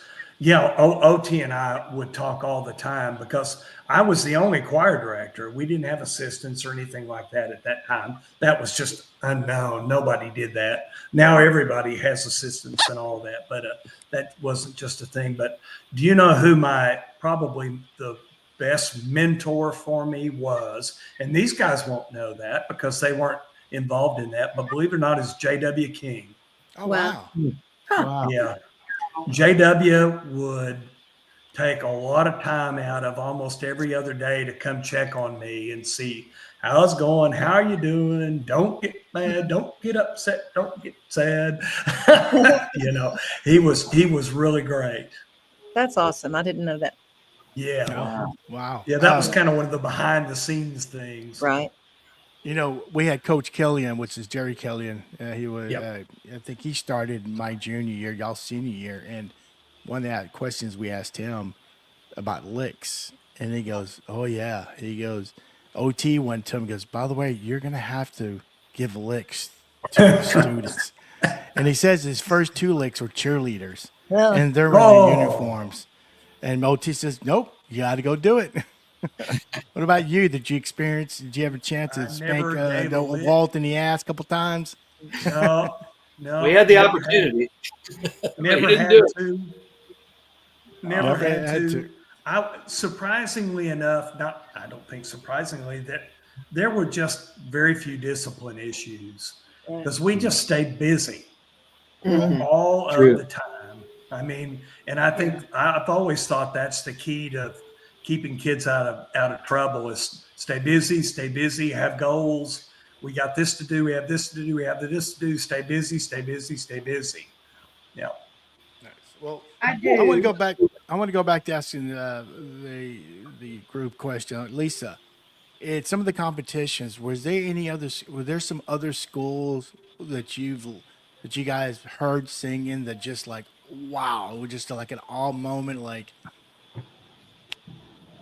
No, because well, not that I remember, because we had to go into what they called the warm up room before we went on, and we did our sight reading and all of that in the warm up room in a different area, and then they would. It's almost like you were a top secret file or something. It seemed like there was always ushers that made sure you went straight from the warm up room straight to the stage, and you did your thing, and then you had to exit the auditorium. Yeah, for you, UIL, you were kind of your own thing. You didn't get to hear oh, anybody okay, else. Right. all right. Yeah, we didn't really get to hear any. I mean, we wanted to. Yeah. Unless you just stayed around and back out in the audience after you were done or something, which we never had the time to do because we had to get back to school. But, so we didn't get the luxury of that. So we really never got to hear other groups do too much. Yeah. At least It's not too at bad because UIL. the reason I was asking because I was in jazz band with Coach, and we went. I think we had a performance in Lubbock, or we went to Houston. I'm not sure, but there was a Houston school jazz band. Oh my God, all of us were just like, oh geez, they were like almost professionals. Like you'd see them in New Orleans or New York. These kids were phenomenal. So we had the luxury to listen to other schools play, but this one school was just tremendous. So I just thought maybe you guys as well. All right. Well, hey, I'm gonna go back. Let's go back to the musicals. Walt, can you share any memories from a certain musical? Good. I mean, just any memory. Well, Kiss and Marla was pretty good. Can we practice that scene? How many at the end? takes did it take? How many times? How many takes were they? As many as it took. Many, My daughter, I directed Oklahoma once upon a time, and she had to have a stage kiss. She was Ado Annie, and her and Will had to kiss. And Will, his girlfriend, was throwing a fit because he was going to kiss somebody else on stage. And so before they went out, they shook hands and they said, "It's just business." That's cool. Kind of the way it is. Oh, Were that- you guys dating anyone at that time when you guys were kissing other people? I was, yeah. And Rick how did Butler, they like- feel? How they feel about that kiss? Do you remember? I don't. He never said anything to me, but I actually was like, Walter's pretty cute. Walter back then, we didn't call you Yeah. Walter. That's right. Oh, cool. What about you, LaFonda? Any musical memory? Gosh, so many. I remember how you had to change so quickly, and the parents were back there holding your clothes, and like the guys had to go one direction and the girls went another direction, and you're basically coming out of things, running off the stage, and they're stepping you into the next one, and you're in the dark, and you just hope you got it on right, Yeah, Michael, there were many times where somebody was changing behind a curtain. Because they were fast changes. So Yeah. not unusual. Very fast. What about you, Lisa? I just remember, like LaFonda said, it's almost like you needed a traffic light back there. 'Cause, behind the stage back there was the tunnel, I guess you would call it, that went to that big garage door. Yeah. Hall was on one side, the dressing rooms were on the other, and it was just constant activity. It seemed like between scenes, and you wanted to be organized, but it kind of went out the window at some point. It was organized Or I chaos. wanted to be organized. I don't know if everybody did, but Walt, what about you? I'm gonna go back to you. Well, it's just completely humbling. I mean, there is just so much going on that you have absolutely no control over. Other people, the lights, all of it, and you just have to do what you've been told to do, and you can't. I mean, there's just not really room for you to do anything else, and that's a pretty good lesson, in humility. It's just like, okay, I got this one thing I got to do, and I have to do it the same way so that other people know what they got to do. And, there's not a whole lot like that. A lot of cogs in the wheel. Yeah. What about the makeup? Who applied the makeup on you guys? Well, You know, we were really lucky, and Walt talked about this earlier on about the theater people being involved in those productions because they really helped out a lot with the sets. They helped out with makeup, do it like they had kids help doing makeup, learning how to do that. I mean, and there was all of that stuff going on behind the scenes that they didn't get a lot of praise for. We tried to give them as much praise as we could, but they didn't get a lot of praise for all of the time and stuff, you know, that they spent. And Walt was right; they were getting thespian points for all of that stuff. But still, I think a lot of those kids, you guys can tell me better, did a lot of the makeup, you know, as well. They at least they helped out with it. Of course, we had parents out the galore that would help doing all that stuff too. So. We get picked on your part. I think the stars got a little more help than those of us that were just in the chorus. You know, if you were in the chorus, you kind of were on your own. You did your own. Yeah. Ginger, do you have a fond memory from a musical? I think the most and well, you'll have to tell me if I'm right or not. But if I remember correctly, there's one scene in that musical where the Mike Cannon shows a girl or a magazine about something, and it really was a girly magazine that he held up in front of you. And I think, if I'm not mistaken, he did that at one point and wasn't. And I don't know that Danny knew about it, but no, I think I that didn't was know about it. I think that was. Yes.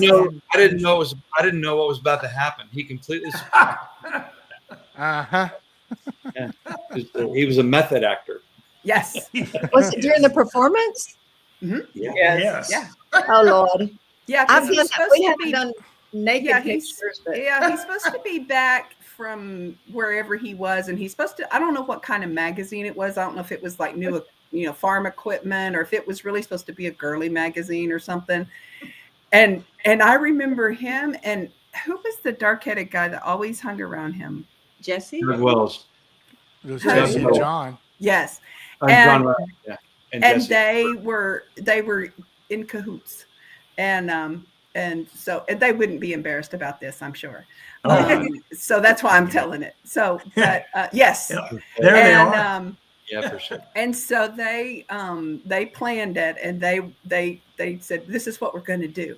And I'm like, okay, because I was stage person. I was like making sure people hit their marks and their lines and the stuff like that. And they did that, and I'm like, oh, poor Walt. I'm like going, Well, in this photo, it looks like John has his hand in a certain area, making Mike oh, smile that big. Because I see Mike's right hand. Nah, I don't know. And I don't see John's left hand. Oh, he's holding him up. he's holding Never him mind. up. He's I holding see him that. Who's the girl on the right? Is that the late Buffy? No, I that's know. Connie No, that- Murray. Connie Connie Murray. Murray. Oh, Austin. okay, and that's Jody, Yeah. of course. Yeah. Well, thank you, Yes. Marla, for sending me these photos. That's pretty Yeah. cool. That's awesome. Um, Fun. so on these musicals, Dana, did you choose them, or was that just something that's a No, I tradition? chose them. Okay. Yeah. Hmm. And how'd you come about choosing these musicals? Well, you would always think about a year in preceding to make sure that you could cover the lead parts. That was always the big thing. You know, like when you had to have for the 110 in the shade, you had to have 3 good guys and 3 good girls to carry all those main parts. So that was always the big thing, is that, can I carry the leads? Because you knew you could get the subsortian roles pretty well, done with the talented kids, but you always had to have those leads that could actually get it done. So you always thought about a year in advance of, who am I going to have if I've got a big male lead part, or 2 or 3 big male lead parts, that sort of thing. So, but then 110 in the Shade is a fun musical. Nobody knows it. You Right. don't see it much. I mean, but it's a fun musical to do. I hope these guys had a good time doing it because it's a lot of great music and a lot of fun to do. Mhm. Well, Okay. they made Oklahoma. You What year what? was Oklahoma? It was before me. That was Garms, that was Garms. Okay. Yeah. but I don't remember which year of Garms it was. It was Which our one? sophomore year. Was Yeah. it? Yeah, Mhm. yeah, that was the last Garms year. Which one was it? Oklahoma. Oh, okay. Yeah. So let me ask you guys this. So after a musical or the Ray White Blue review, did you guys go somewhere afterwards and like have dinner, someone's home, and Walt, you recall? Sometimes, but the thing I remember is at the end of everything, at the end of choir tour, getting off the bus, standing in a circle, and singing "The Lord Bless You and Keep You." Yeah. Absolutely. Getting It out was of always the last thing to do at it was the last everything. thing to do. Like nobody wanted to leave until we had sung that, and it was just a really wonderful bonding experience. To close everything with that. Well, sharing experience. I mean, I Well, mean, but somebody had mentioned singing it in the Atlanta church, and that was yeah, really special. yeah, yeah. And I'll say this: we lost somebody at my church almost a year ago, and sweet lady, and it was sudden, and so I was one of the people that was asked to sing at her funeral, and it was an a cappella service, and one of the songs that we did was "The Lord Bless You and Keep You," and I look out, and who do I see? But Jeff and Lisa Gould. um, and Lisa and I locked eyes in the middle of that, and it just brought back so many memories of just all the different places. But I remember sometimes we would sing it on the bus during the ride, and I don't even somebody would just start it, and then we would sing it. Other times, like I said, it was just it was the way that everything got wrapped up, you Yeah. know. And even when, if I'm not mistaken, when even when we found out that we weren't going to get to do Bye Bye Birdie, it seemed like we sang it, and then of course Danny got us like really quickly thinking about the next thing we were going to do. Well, yeah, and that was kind of an odd, bad set of circumstances with her separating her shoulder, or I think that's what it was something Yeah. like that. But the problem was, we started trying to think of, okay, can we reschedule this thing? And it was like, well, no, we've got to start Red, White, and Blue like tomorrow. I mean, it was like tomorrow.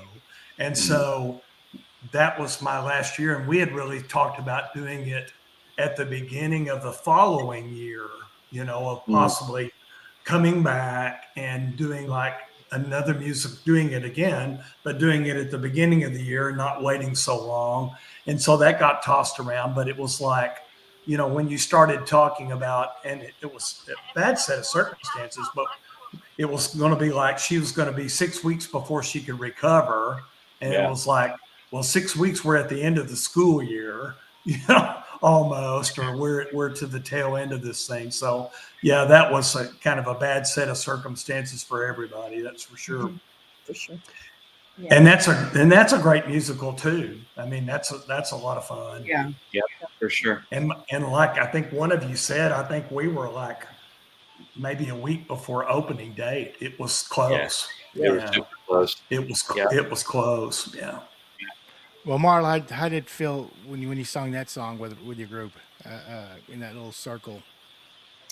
I mean, it was obviously always very meaningful. And I thought what was really cool about that is that I don't personally remember ever looking at a sheet music for it, right? I think it was Right. just passed down we learned our parts just from singing with and by other people. And it was just absorbed into the culture of the group. And I was trying to think actually, and I think they do maybe sing that on occasion, but I don't think it means to them what it meant to us. Right. Not just in our years. There was a period of time when that was Excuse me. just very, very, and even through Dr. Buford, through Walter Yeah. Wright, through Dr. Buford, I think it's kind of waned in the last 6 or 8 years. But it was just something that was part of who we were. Cool. LaFonda, So what about you? big question from me. Who's there now? Anybody know? James Ghana is his name, and he was about the same age as you were when you Really? started with us. He just finished his degree. Oh, okay. And his assistant is about the same age as well. So there's been quite a bit of turnover in the last 5 years or so, but hopefully they're about to build something back. So Well, I we'll see. hope. Yeah. Good. Good. LaFonda, what about you? How did that make you feel? That song was very, very special for me. It's just, it always,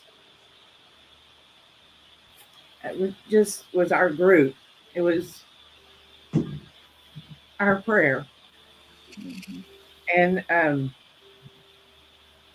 Lisa knows she was at my wedding 42 years ago. It meant so much that I had everybody that was a member, had been a member, was a cappella choir stand up, and they sang the closing prayer for our wedding, which was, "The Lord bless you and keep you." Oh, How cool. That's neat. You know, funny story, and not prompted by anybody. I'm telling you, not prompted by me, not anybody. At my retirement party in McKinney 3 years ago, the choir directors got together and sang "The Lord Bless You and Keep You." Wow. that's Wow. cool. Awesome. That's gonna be on. Someone had to capture that on the. Oh, phone, cell phone. it was unbelievable because we had not talked about it. It had not been discussed. Nothing. One of the choir directors just decided this would be a cool thing for the choir directors to do. So did that bring back the Plainview memories? Oh my gosh. Yeah, a flood of memories. A full circle, right? Full circle. Nice, nice. Love that. Yeah, when you started and when you ended, yes. It's Well put, yeah, well put, exactly. Walt. Well, I'm gonna go to Lisa. What about you? How did that song when you sing it? Well, I mean, even though we, still sing it in church sometimes, I never sing it, but I'm not taking that back to that stage at PHS and standing there with all these guys. And it's funny, Walt, that you shared the story about Lana's funeral because when I was trying to think of all the things I could think of, memories, that song was one of them. And that day at her funeral, when you looked out and we caught each other's eye, it was like, whew, time warp. Oh, wow. Yeah, exactly. Wow. Yeah, I wasn't sure I was going to be able to finish. Oh, wow. Yeah. Like, It had to have been hard. Yeah, absolutely. Ginger, what about you? Well, I was lucky, like I said, being the baby of 5, and all 5 of us were in choir, and they were under Steve Garm, so they knew that song. And so as a family, anytime we hear that, it not only brings family memories, but it rekindles family bonding, but also the choir bonding. And like I said before, it was just something different. There was just a bond between all of us, and yeah, we would fuss at each other, or maybe you flirted with each other, or maybe you hung out with each other or whatever, but we always had each other's back and we took care of each other, because we knew when the time came, every person's part and voice was important. And we knew that we all had to be, on the same page at the same time. And I'll never forget one time we were sight reading. And I don't remember if it was you, Danny, or not, but we started on the right keys. We muddled through it because you never knew what you were getting. And we ended on the right keys. And I remember the director, and I want to say it was you, Danny, and you were like going, yes, we ended on the right notes, because it was hard when you're sight reading Yeah. this Mm. other song, and you're just like, and we practiced that a lot. And Yes, we did. We got So- one inside reading. Yeah. Finally. Yes, Yeah. And you guys sung this song when no one was around, just you guys, correct? Yeah. The Lord bless you, Oh, keep yeah. you. Yeah. Yeah. Okay. Yes. Yeah. Yeah. Well, Well, we made them wait. Well, we Yes. yeah. Yeah. Okay. We're past our time, but that's okay. I'm having fun. I got a couple more questions to ask, and then we definitely got to say goodnight. But, well, what has acapella or Danny, how has they prepared you in life? Oh man. So two things. Like first, I came into a cappella choir as a violinist who could sing, but I left a cappella choir as a singer who still played the violin. And Danny, you really helped me get the most out of my voice in a way that nobody ever had before. But what was so special about it was you knew it was important to me and to my parents that I use a cappella as the stepping stone to try out for all state orchestra. So you took me as far as I could go, in district and area, and you never made it about you, that if I, that I really ought to try out for all state choir. You were completely supportive of me being an all state orchestra. And that was huge. And I won't mention any names, but as I mentioned to you on the phone Sunday, I didn't always get that. I can't say that I wasn't always bound up about that one. Well, thanks. But I knew what you needed to do. But Yeah. I was, especially after you made first chair a couple of years in a row, it was like, oh, okay. But that's all right. But then I went on to I directed church choirs and including a couple of youth choirs and congregational singing for about 8 years to put myself through undergraduate and law school, and then went on and fronted a country band of all things and became a singer-songwriter. And so much of the writing that I did, I remembered conversations with you, me, Mark Lansden, Daryl Garms, I think Jana Posey maybe, and somebody else in that music theory class. It was the first year, not the second year. That's right. And Francis West was in that, and he was in that class with us. And that little tight-knit group of just 5 or 6 people learning theory from you was huge. I mean, I just took it with me forever. And but the big thing, and this is the last thing I'll say, I guess, is I learned how to master something. I learned the art of mastery in choir. So then later, if I wanted to do something else, I wouldn't stop getting better until I knew I would keep learning until I knew I had mastered it, because I knew what mastery felt. It carries into everything. It does. It carries into trial law. It carries into brief writing. Sure does. Everything. Yeah. So appreciate you, Danny. Well, thank you. Marla, what about you?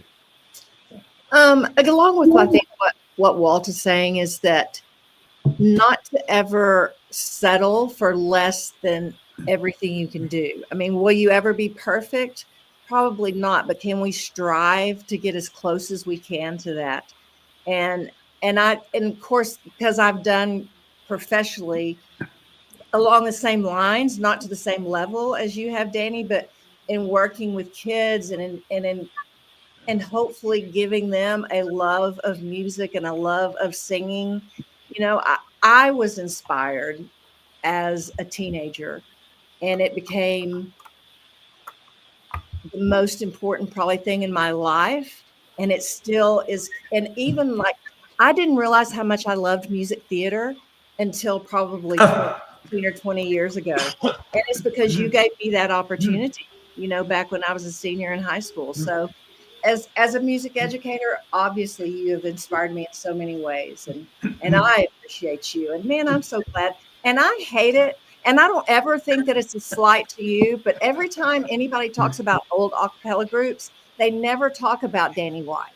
Well, it was a short period. You were there only 2 years, I think, and people didn't know you, but I'm like, y'all have no idea. This is the man you should be talking about. So Short period of time.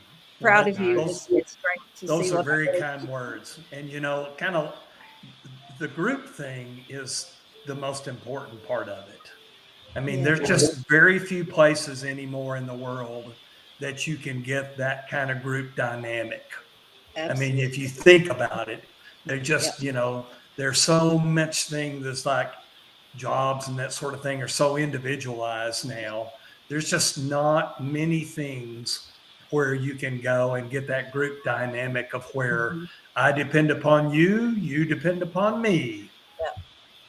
And I think it was so meaningful to me is why I've wanted to try to be able to give that to my students, Sure. Nice. replicate that experience for them. Yep. And I think for many of them it has, and they're all a byproduct and of your legacy, coming through others. So Well, that's very, very sweet of you to say. Nice. Lisa, what about you? I was telling Walt this earlier this week that I would never have wanted to walk in your shoes, Danny. Steve Garms had been there for so many years. Like Ginger said, her entire family had been under Steve Garms. It would be like following a really great preacher. Nobody wants to follow the great preacher because you're going to get compared to the guy before you all the time. I'm sure there was probably some of that for you, and for that, we apologize for But being surprisingly very little. I'll have to say very little. Good. Yeah. But I will say that as far as acapella and you, because of the years that it happened, as I said earlier, I was always the goody two shoes and lacked in self-confidence, especially vocally. I could get through a student council election speech okay, but to get out there and be out front, that was in choir, that was a whole different ball game for me. I always envy LaFonda for being able to just belt one out wherever. But my senior year, when I talked about the quartet that I sang in for the Red, White, and Blue Review, that was senior year. And that, I'll never forget when that was over, feeling like, I can do this. Yeah. I can do this. And went on and sang on a praise team at church for many years. And even I was in Oklahoma at Dallas Fair Park Summer Musical Series one summer. Still just in the chorus, but on a little bit bigger stage. So I think choir is what helps get me out of my shell to an extent. So thank you. Awesome. LaFonda? I just always felt like that was a place where I was accepted, and I was a bit shy. I didn't realize that in high school, but I was a bit shy.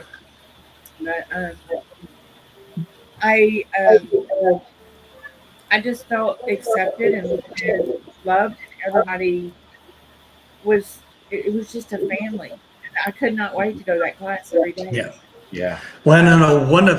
One of you mentioned when you were talking that you said it was a safe space. Yes, And absolutely. I think that's a very important. Whoever said that, that's a very important statement. It was a safe place for everybody. Absolutely. And it's like it was asked, I was in acapella, I was in chamber singers, I was going to take theory, and my parents were like, how many classes of music can you do a day? You've got to choose something else to be more rounded. I don't want to go anywhere else. That's my room. But I miss it. I miss the whole whole congregation of the choir, and just being together. Cool. Nice. Ginger? I think Just the like feeling of being a part of something bigger has always been a part of our lives, in that, you're part of the team. Wasn't sports, wasn't band, but it was choir, and you were part of that team, and that made you feel, like you belonged in a group of people that were there for you. And I think taking that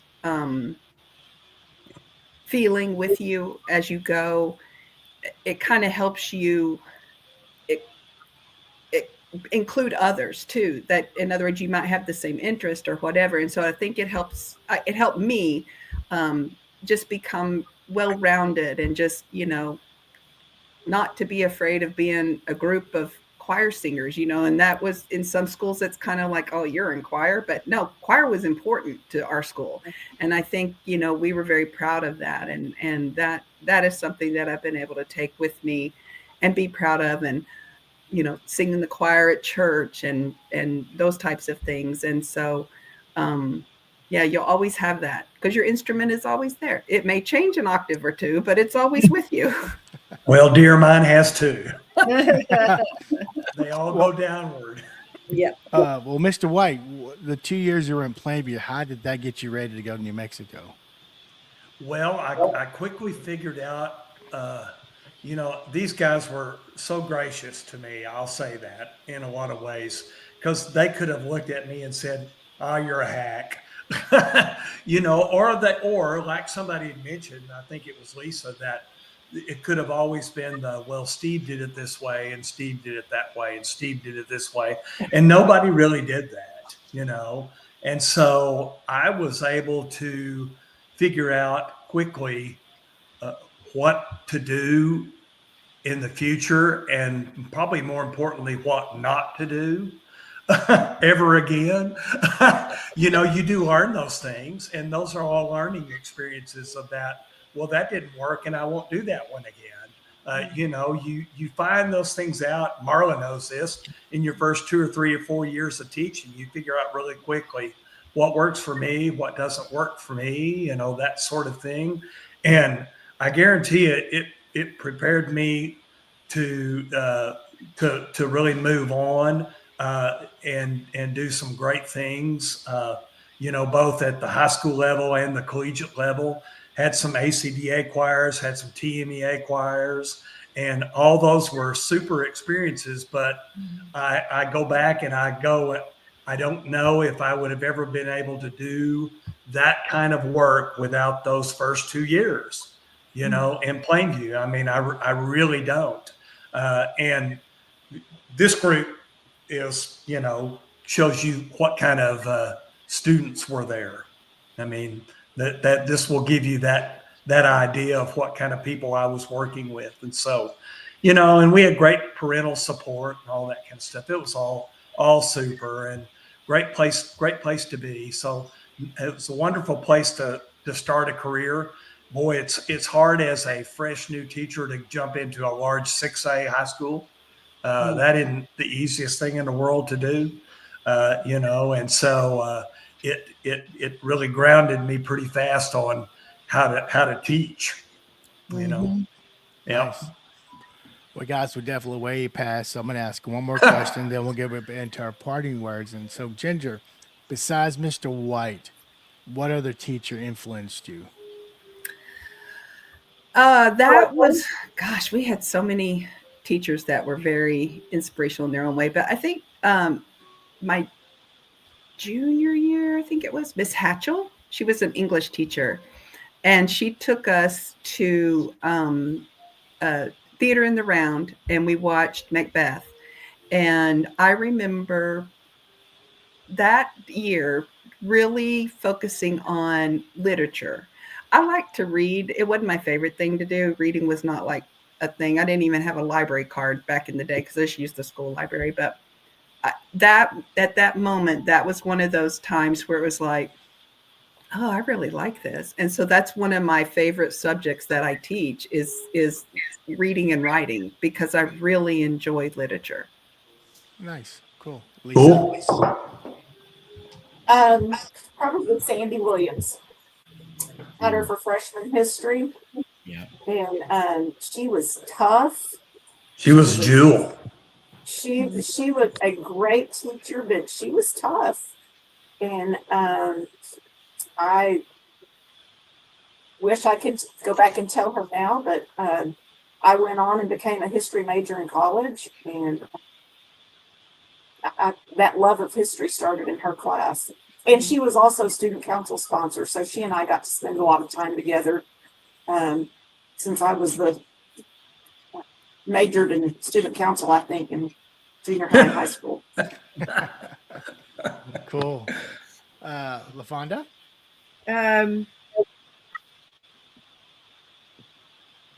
Y'all are going to think I'm terrible because I can see her plain as day and I cannot think of her name right now. It's called Age. It happens. Who was the theater teacher, y'all? Canterbury. Debbie Canterbury. Yes. Gary, Yeah. thank you. This is Yeah. Canterbury. Um, She would get right here and pull me close and say, "You can do this," you know. And she encouraged, and she would kind of harass you until you could get your voice out there loud enough for everybody to be heard. But it was in a loving, kind way, and she was always an inspiration too. Cool. Marla? I really don't have a good answer for that. And it's not that I didn't have decent teachers, but I'm like, I don't know. I mean, they were just like my teachers. I don't know. So I passed. You passed. Okay. All Yes. right. You hear that, teachers? Just kidding. Mr. Taylor. For me, it's really not what you think, but it's there was a guy that was 2 or 3 years ahead of us, Matt McCullough, and his mother, Dolores McCullough, was the art teacher for a long time, and we all thought we were going to have Miss Dennis, for English, junior English, and then she retired. Yep. And so then they moved Dolores McCullough over to teach English. And we didn't get along very well. In fact, we butted heads. She and I butted heads the whole year. But the reason we butted heads is because one of my teachers in the sophomore year had told her I was a really good writer. And of course, I didn't know that, but until later. But she was always trying to get the best out of me as a writer. And I just would have absolutely none of it. And then years later, when I actually became a songwriter and then had to write, in my job all the time, I think about her all the time. All the things that she used to say about being creative and, not being afraid and giving yourself permission to fail. And she was one of the first people that ever told me that when you're writing, it's supposed to be like play, like a childlike. And you don't let the editor in the writing room, because that's the parent, that's the critic, that's the, and she was one of the first people that, told me to let go and write. And of course, again, I didn't do it then, but I always remembered it later. We didn't know what we had with her. Cool. That's nice. Yeah. I got to share a story about Walt. Oh, I was in sports and I was in band. I was lucky to do both in high school. And Walt was at I don't know if it was our junior Babe Ruth year or senior Babe Ruth year. I was pitching, and we're playing for the Orioles. We're playing for my late dad, who was a coach. I was on the mound, and actually someone got a hit and threw the ball to Walt. The guy was safe, and then Walt walked towards him like, "Throw me the damn ball, Walt. What do you want?" He goes, "Get on the mound." I'm like, "What?" "Just get on the mound. I'm going to keep the ball." Okay. So I'm on my stretch, and as soon as the guy leads off, Walt tags him. And out. And Never touched the base. And it should have been a ball. We took a lead off, but I still had the ball. Yeah, he started the ball, so he tagged him. And I was like, damn. I said, I bet Walt's going to be an attorney. I got a feeling he's going to be an attorney. That play worked 2 or 3 times. Yes, Sure. it did. Until Jerry Cardinal. Yes. So it Jerry, I did that to So- Jerry Cargill, and he just took off running, and I got so freaked out, I made a bad throw to second. He was safe there. He was fast too. Oh, he Um, was. all right, one more thing, and then we'll go Oh, party he once. was sweet. Walt, what one word describes Danny? Just one word. no. Oh, Bless him. no. Careful. No, I said Walt. I said Walt. Careful. One word, huh? One word. And we got to go to the next person. Professional. Professional. Okay, Marla. Yeah, we need. Committed. Committed. LaFonda. Inspirational. Nice. Lisa. I'm gonna go a little less serious because I fun. Nice. Okay. Ginger. One of us. Okay.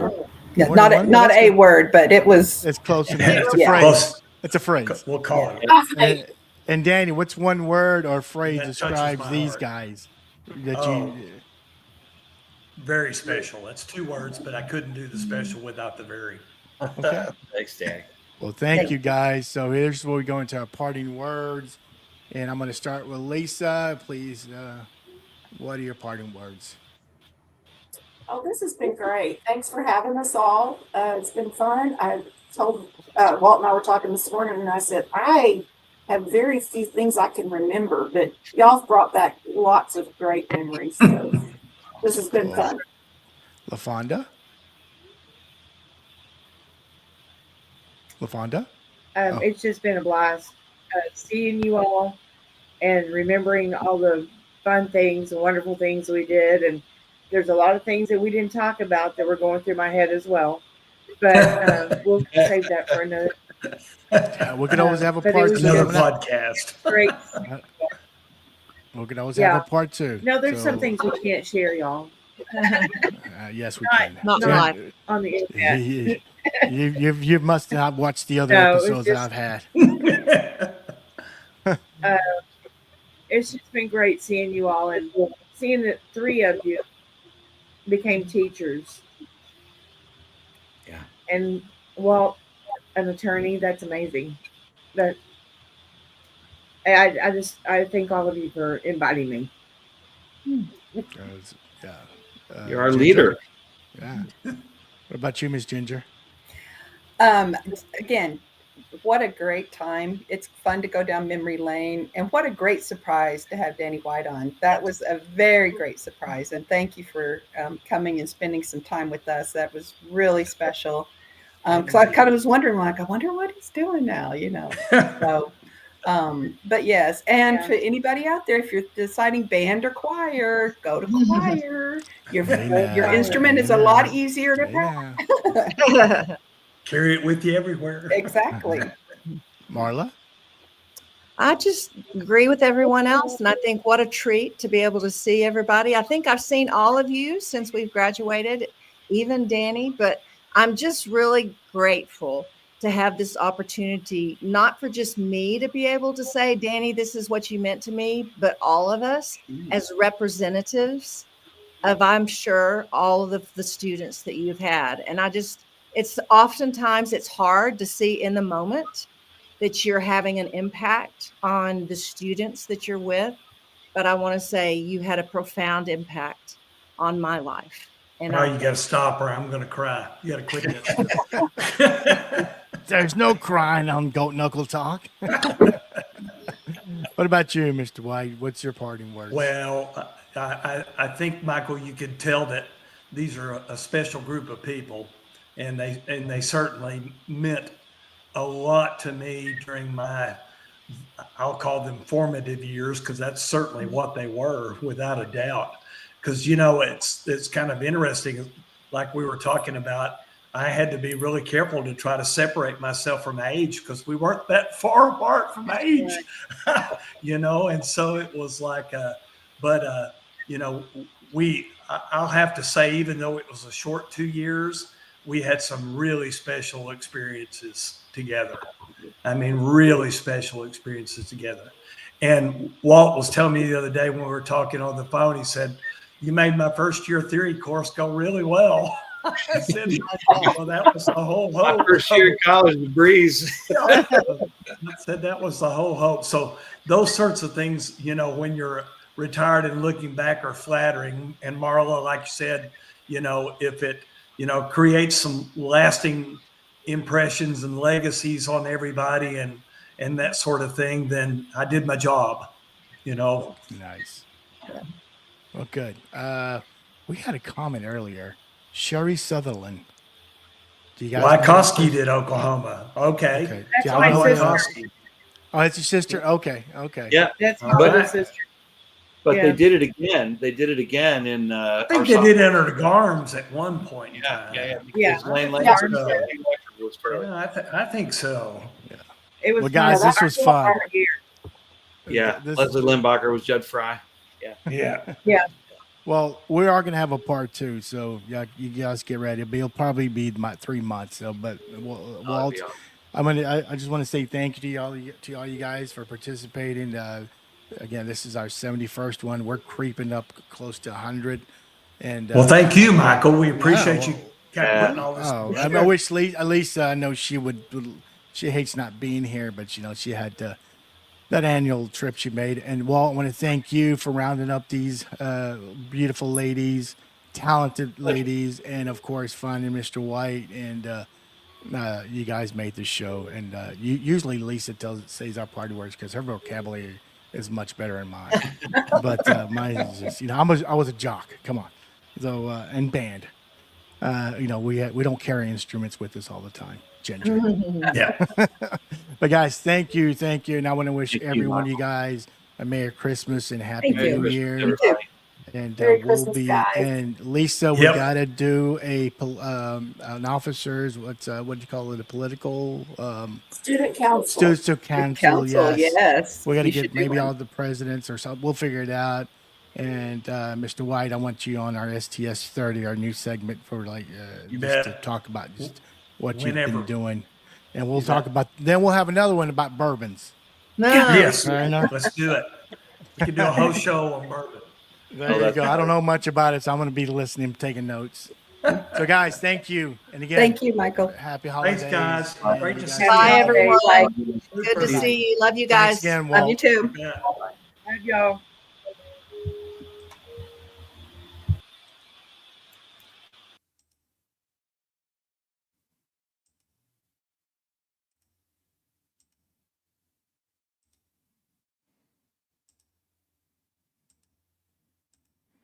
Hey guys, so that was Acapella, Danny White era, and we had a great surprise with Danny showing up. That was pretty damn cool. Just again, I miss Lisa, even though she's in the top right corner. She'll definitely be here next week, which we're gonna have an STS 30 with Principal Lisa Kirsch. So stay tuned. So anyway, good night, everyone. I hope you enjoyed this episode, and we'll see you next week. Peace and love. Peace and love. Bye.